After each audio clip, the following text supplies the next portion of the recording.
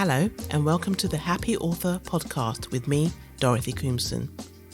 I'm a multi-award winning best-selling author and I'm here to help demystify the publishing world for anyone who writes books, wants to write books, or just has a love and passion for books. On today's podcast, I speak to Sales Director Rebecca Bader. Rebecca explains how the sales team, the people who get the books onto the shelves of online and real-world book retailers, are integral to the success of a book right from before it's even signed up by the publisher. Did you know that salespeople are as involved in approving the cover of a book as they are in deciding which format a book will be sold in? No, neither did I. Rebecca also explains how readers and authors can support the book industry. Hello, Rebecca. How are you? I'm very well, thank you, yes. What is your job title?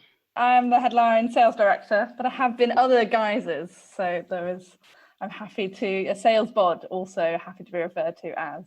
What do you actually do in the sales process? Because I know people know that books end up on the shelves, but they don't actually realise how it ends up on the shelves. And, you know, I know lots of authors over the years, myself included, your book comes out and you kind of walk into a bookshop and you think, it's going to be there, and it's not there. And you never kind of understand why it's not there. Or people will email me and text me and say, oh, I can't find it where I normally buy your books. And I have to say to them, it's not in that store. So could you explain why that happens and what sort of part you play in that sort of process? Yes, absolutely. So the sort of end part of the sales role, as you were referring to, is when we kind of sell into the customers. So we go in and see the retailers and they select the books. And the frustration that you're referring to, which definitely happens, is sort of all part of the stock and reflem process often. So there's kind of two elements to it. Firstly, the big supermarkets, the big grocers don't always select books. We'll talk a bit more, I think, about their limited space, but they only take a certain amount of books every chart change, every time there's new titles out. So they can't take everything. So sometimes it's just not in a retailer. The other side, on the high street, on the kind of Waterstones, WH Smiths, or in the independent sector, it might just be that they have actually sold out of those books and they're reordering more. And so a lot of the frustrations can be from that stock and replen and the fact it's not instantaneous. They have to wait for the wholesaler to get it to them, for our warehouse to get it to them. So there's sort of several elements to that, I think. How does the process start? So I've written a book and I've sent it into, just pretend I'm not published by Headline. I've sent it into Headline and Headline are vaguely interested. Would you be part of the process at that point? Yes, yeah, and that's one of my favourite parts of the job, definitely. So the editor, publisher will receive it and they'll bring it forward to the Headline acquisitions meeting.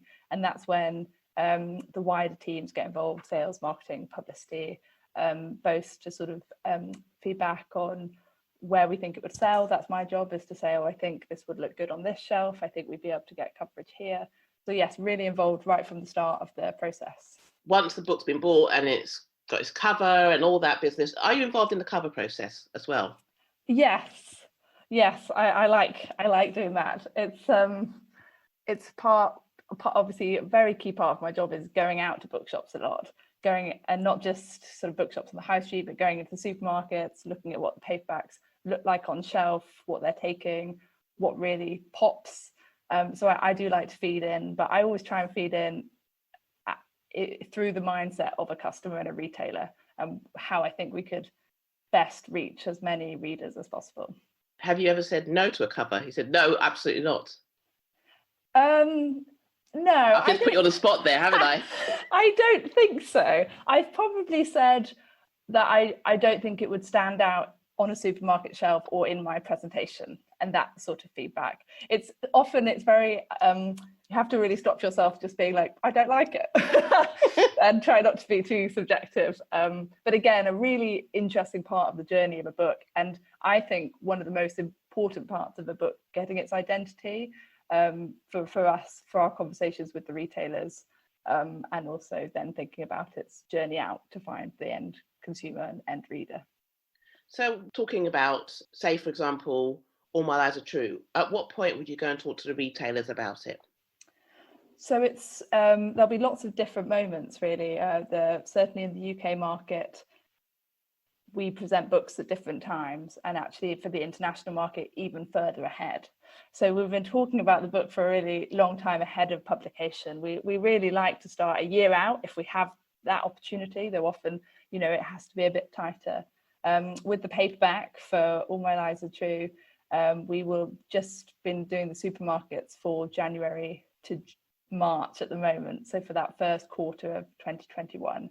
So hot off the press, just in the last couple of weeks, we'll have been talking to them. And Waterstones will have been just a few more weeks before that.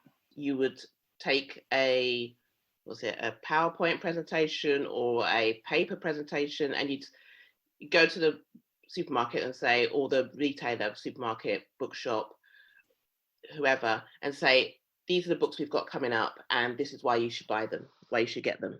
Absolutely. That's our moment. That's our moment to really engage the buyer and have a conversation, you know, see what they think about the cover, love it. If they have an immediate reaction is really useful. Also love it if they say, I've read it, love it if they say, I want to read it. So it's having that really brilliant conversation with the buyers and making sure they know it's coming.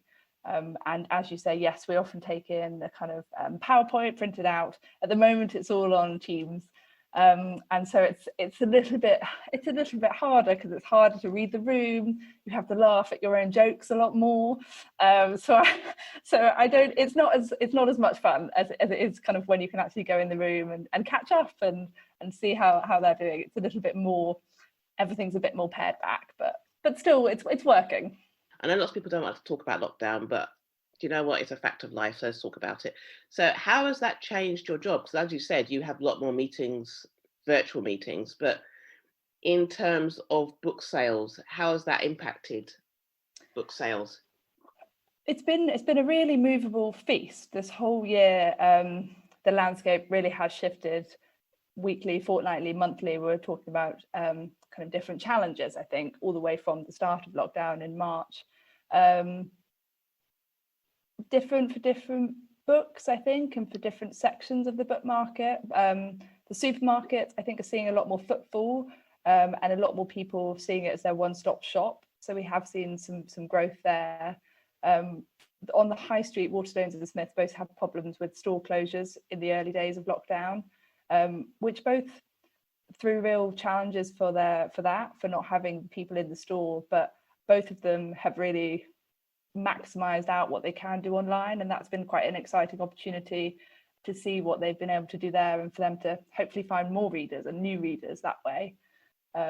And I think it's constantly changing really, and it all depends how confident the public are for going out into those stores. I should mention Amazon as well, of course, because that is it's the steady shop window, if you like. It's always there. They have every book.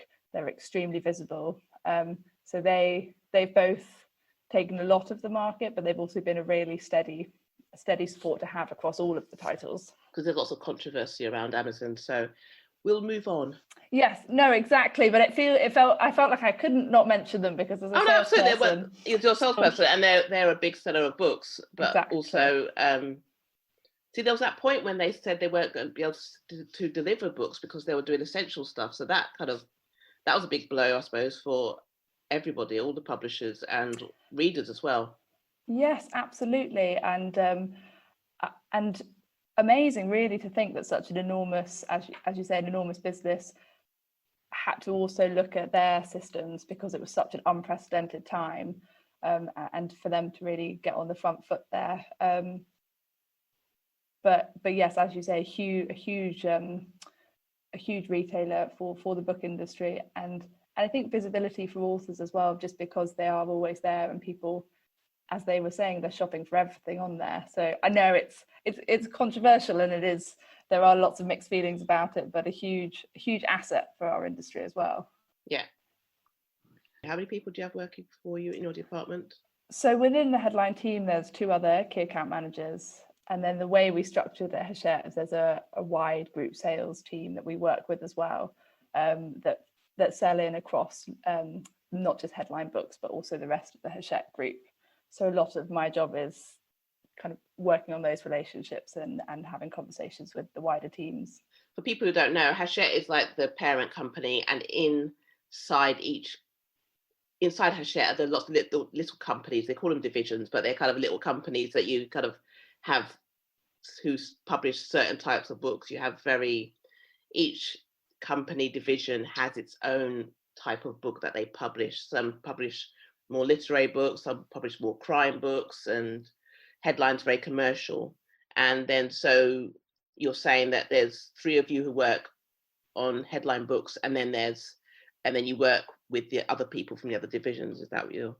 Yes, exactly. Yeah, brilliant. Exactly. You have to break down the jargon, don't you? Because this is the whole point. So yes, so there's lots of my colleagues will not just sell the headline books, but they will sell headline and the other divisions who publish other books. So it's just making sure we work really closely with those people as well. So do you sometimes do deals where you go, oh, if you take Dorothy's book out, I'll take that book as well? Not really. Maybe I should though. No, but it's all just about making sure that they know what our priorities are, and also that we know what their customers are looking for. And building relationships is the same, I guess, internal as external. Knowing what people read, what people like to read, pressing the books into the right hands, and yes, getting everyone on the same train. So how closely do you work with other departments, for example, production, marketing, editorial, publicity, all them? Yes, very closely with all of them, actually. As we were talking a bit about the sort of journey of a book, we're involved very much from acquisition, as you say, covers, and then kind of when it comes to production and distribution to make sure we're getting out to the customers and that we're kind of optimizing the reach that way, and marketing, publicity. Historically, sales, marketing, publicity always have worked very closely together just to make sure that I know what noise they're making and that there are enough books out there to be able to maximize that noise. So I remember in the old days when my books were first being published, it feels like it was like 1875 or something, but it was, nearly 20 years ago. It was very much the publisher would design a cover and would then take it to the retailer to double check that they liked it before they went ahead. Does that still happen, or is it less so like nowadays? Less so, I think, in the fact that I don't think they're maybe perhaps quite as dominant as they might have been with kind of stating their opinions, but it is one of the best bits of feedback that we can get when we do our presentations and sell-in, to know if they think a better quote would work harder, or if we need a different strap line, or if a colour isn't quite right, or if they've seen a book that looks very similar. And because they have the visibility of the whole market, that can be really useful when they engage. But they don't often. It's not a regular thing for them to give you kind of really concrete feedback. Okay. Do they sometimes just go, no, we're not going to take this? They would never say it in a meeting. They'll kind of come back with their selections, and then there'll always be a bit of a discussion where the key account managers will get the opportunity to discuss something a bit further and see what else we might need to be able to do to get a book on the shelf. When you speak to the people and the different retailers, is it just one person you're talking to, or? It varies, actually. Yeah, normally a team. It's always quite fun when they bring the wider teams, the assistant buyers, the merchandisers, because it feels like there's more conversation in the meeting and more discussion around the books, and that's always good. But obviously everyone is tight on numbers, tight on resource, so it just depends on customer to customer. It used to be that the first 2 days, 2 weeks of a book's life were really important to get as many sales as possible, and that doesn't seem to be the case, especially for like big name authors. It was always like, oh, such and such has come out and they've sold 1 trillion books and they're top of the charts and no one else is going to get a look in. But it doesn't seem to be as much emphasis on that nowadays. It seems to be on pre-orders and long sales, doesn't it now? Definitely. I think pre-orders is something very important, and I think gives everybody an idea of what that first week, those first few days of sales will be. And going back to Amazon a little bit again, but there are more opportunities for a much longer tail of book, both on Amazon, but also, all of these bookshops, lots of the bookshops have websites now which have more capacity to keep books up for longer and keep them more visible, which I think has been great. And of course, on the high street, Waterstones have a brilliant range section when they're kind of firing on all cylinders with everybody out shopping. So I agree, it has been really satisfying to see books gather momentum and be able to sell on longer than those first 2 days. Yeah, it's funny, isn't it? Because there's not much shop or shelf space, that things do have to be moved aside almost for the new stuff that's coming out. And it used to be every other Thursday, but past few weeks it's been every Thursday, hasn't it? There's been. So it's still mainly every other Thursday. There's a few exceptions to the rule that will publish out of sync. But no, it's still every 2 weeks. And that's the challenge in the mass market and the grocers, is that they do only have so many bays, they only have so many shelves and so much space. And there's a lot of books, as lots of headlines have been telling us all. Yes. So how involved are you with authors? Thing with my role is I work across the whole headline list, which is quite a lot. So fiction and non-fiction. Exactly, fiction and non-fiction. So I love meeting the authors at lots of different stages. Sometimes you get pulled in at acquisition, sometimes just before publication, maybe launch events one day if the world returns. But we certainly don't work as closely with the authors as marketing and publicity. I guess we're slightly one step back from that. Yeah. Okay. So what's the best way for an author to work with a sales team, do you think? It's a very good question. I think definitely always ask the questions, because I've part of the interest, or this podcast, I think the reason for it is there are quite a lot of questions that people don't know the answer to and probably don't feel comfortable asking. So I think this is great. And I think that authors should always feel like they could ask their agent or their editor particular questions. And then if they don't know, then they can come to my team and we can help them give context. So definitely always be curious and ask. And I always say, do make friends with your local bookshop, because that's never a bad thing, and to know who's around. And then the other thing I often say is to kind of go into all the different retailers as well, not just the one that's down your road, but maybe if you are out shopping, pop into the book aisles. It's good to have that context, I think, as well. To rearrange books on the shelves? Absolutely. You just put headline books at the top shelf, and that would be great. Do you know what? I've never done that. I really want to. I've been tempted, but I haven't ever done it yet. I genuinely don't merchandise that badly, but I pre-COVID, I should say, I do often touch a lot of books. And I feel like books are really tactile things. So often my friends will not come into bookshops with me. Well, they said they're stroking books. So they're like, what? You're lingering. You're lingering by these ones. Have you ever been thrown out for doing that? No, but I have had a number of I have heard a number of sales manager stories where because we take a lot of photos of books as well, so that we can look back on them, send them out to authors, send them to editors, and often in supermarkets people do get asked to leave. That has never happened to me, but I have a lot of colleagues where they've asked what they're doing, taking photos of books. I just love books. That's what they should Exactly, say. exactly. What can people who are readers, not writers? So I'm hoping lots of readers listen to this podcast, as well as aspiring authors or authors. What can people who are readers listening do to help with the sales process? Well, reviews are great. So if they feel impassioned and want to leave a review on any retailer website, I think that's great. Talking to your friends and family about great books that you've discovered and great authors. Feel emboldened to go and read authors' older books.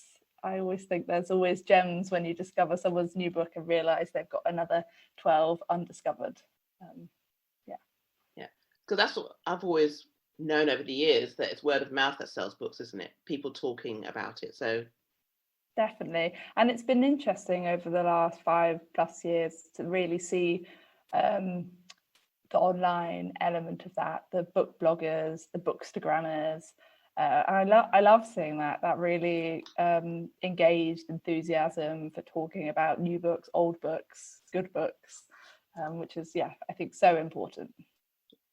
Is there anything else you think people should know listening to this? I think I've covered as much as I can in the time we have, because I don't want this to go on forever, because I could talk to you forever. But is there anything else you think that people should know about the whole sales side of the book world? I think the only thing that we haven't really touched on is digital and audio. Oh, yes. The different formats. So we often, when we talk to new authors, and we talk about how we work as a sales team, we always say we work across all formats, and that includes the sort of their paperback, their hardback, their audio, their ebooks. I think it's amazing how many different ways there are for people to consume content these days. And I think that's brilliant. Whatever way they read it, it's fantastic to kind of find them. And so I think it's always good not about fixating on one format, but just being aware that there are lots of different ways to reach people, and we're using all the different levers we have within the publishing industry to do that. Some books come out in ebook first. Does that help other sales as well, or as in paper sales? Yeah, it genuinely often helps momentum and visibility. There's lots of different reasons to do it. It might be that we have to match a publication date in America, but we don't want to bring our own paperback forward. So there are different reasons. It's not always let's put the digital first to sort of get that out in front. Often we sort of have to. But yeah, it can really help momentum, and definitely on the big websites, one format often helps another. So if your digital format is running, it does help the print format surface. Yeah, and audiobooks are a huge thing at the moment. I've just recently got into listening to audiobooks, and that's a huge market that's kind of opening up now as well, isn't it? Yeah, and I think as well, lots of non-readers or perhaps non-regular readers are listening to more books because people's brains, I think, just work in different ways. And so it's been amazing to watch that format really grow and continue to keep growing. In fact, I'm disappointed we do actually have an audio studio in our building now, in the office, and maybe that would have been so pro, Dorothy, if I could have done our podcast from there. Next time, volume 2 coming to you from our audio studio. Yeah, that'd be great, wouldn't it? I know, it's funny, isn't it? We can't use something that was put in. It's kind of obviously been stalled a bit, hasn't it now? Yeah, it's a shame for that, to be able to maximize that launch, but it'll be here next year. Yes, absolutely. It's interesting actually that that's it. We are, a lot of us, fixated on the sales from books in shops, whereas there is the whole other formats, and that is a thing that I think we need to remember, that there are so many formats, and there's so much scope for your book to sell. Your book has sold, even if you can't see it in a shop, it can have sold loads and loads of copies, can't it? Definitely. And there are loads of readers out there, avid readers, that just prefer to take content in a different fashion. And when you were talking earlier about the long tail, actually, I think digital is really important for that, for us as publishers to be able to reinvigorate some old titles, but also for discovery, for people to go back and easily discover more and more books. Well, thank you so much, Rebecca. It's been great talking to you. Oh, thanks, Dorothy. It's been a hoot. I loved it. Thanks for joining me, Dorothy Coomson, on the Happy Author podcast today. I hope my chat with Sales Director Rebecca Barder gave you some insight into how the world of books work. Keep writing, keep reading, keep happy. Talk to you soon. Bye.